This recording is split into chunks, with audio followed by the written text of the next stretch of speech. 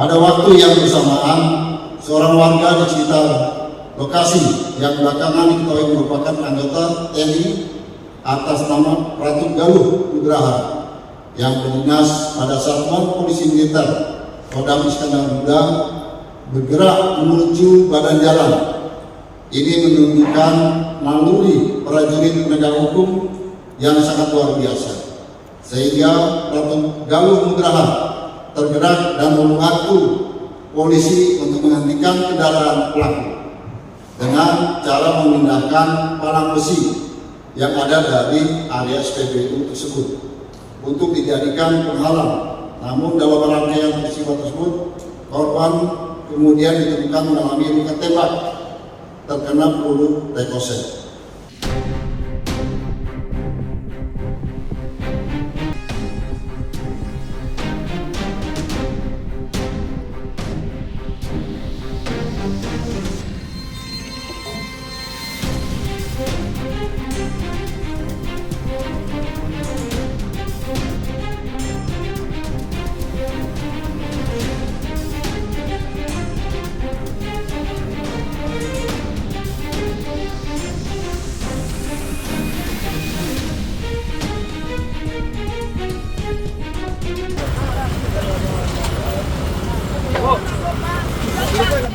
Aksi penertiban penyalahgunaan fasilitas umum digelar Satpol PP Kota Padang di kawasan Jalan Kampung Kalawi berujung ricuh.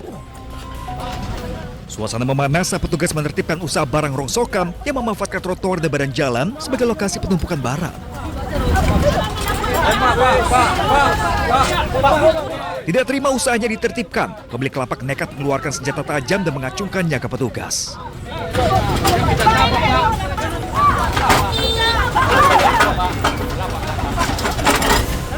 Kericuhan berlanjut saat petugas berusaha mengamankan sebuah timbangan sebagai barang bukti dugaan pelanggaran.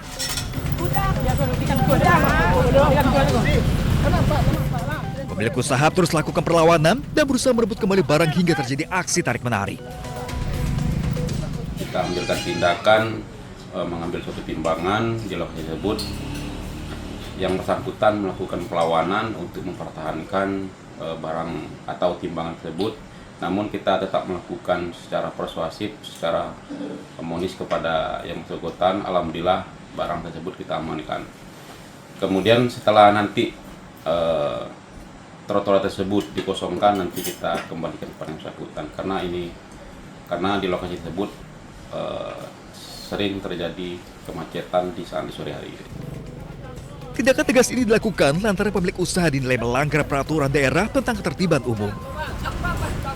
Satpol PP Kota Padang menegaskan akan terus meningkatkan pengawasan dan menindak tegas pelanggaran pengguna fasilitas publik di wilayah Kota Padang. Dari Padang, Sumatera Barat, Budi Sunandar, iNews melaporkan.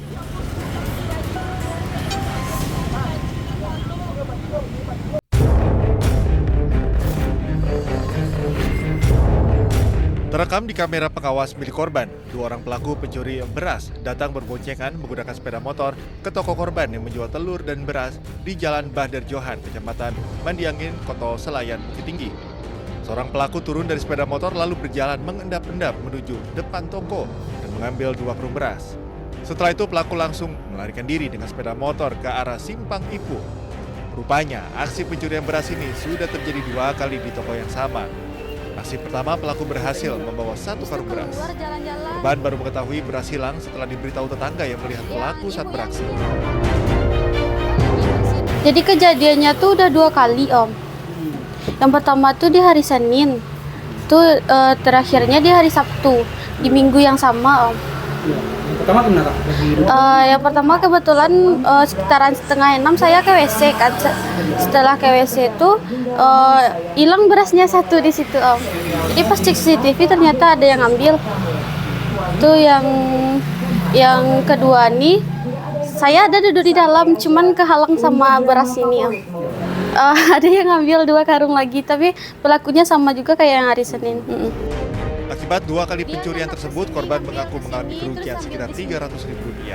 Kasus ini telah dilaporkan ke Polsek Bukit Tinggi, disertai rekaman CCTV yang juga disebar melalui media sosial untuk membantu mengidentifikasi pelaku.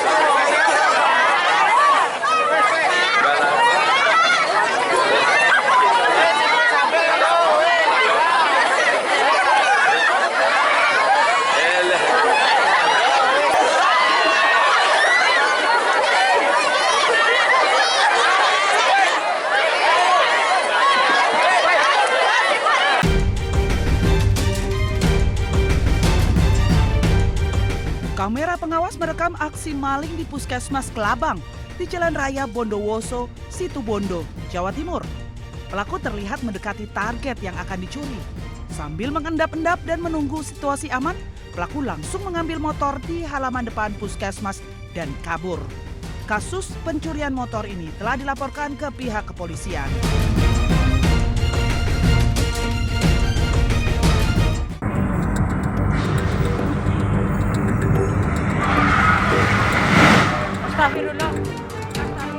Suasana meriah ajang Drift Speed Fest di Gor Satria Purwokerto, Jawa Tengah mendadak berubah menjadi kepanikan saat tribun besi yang mereka padati tiba-tiba ambruk.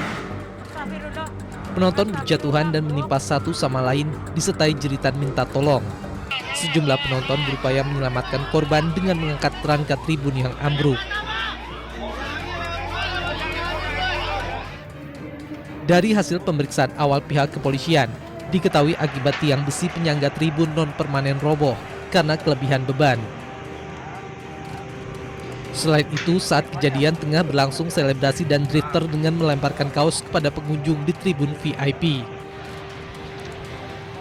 Hal itu mengakibatkan penonton tidak beraturan sehingga beban tidak seimbang. Mengakibatkan karena itu non-permanen, tribun atau panggungnya adalah non-permanen, ya tentunya ada pergeseran itu, goyang segala macam, kemudian rubuh. Nah tentu ini masih dalam proses pemeriksaan kita, ya, akibat yang mengakibatkan sehingga rubuhnya itu. Akibat peristiwa ini, tercatat 83 korban luka dan dirawat di sejumlah rumah sakit di Banyumas.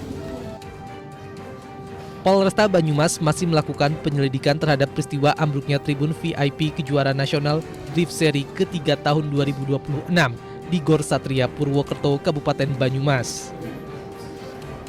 Polisi telah melakukan olah tempat kejadian perkara dan memeriksa sejumlah saksi dalam kejadian tersebut. Dari Banyumas, Jawa Tengah, Saladin Ayubi, iNews melaporkan.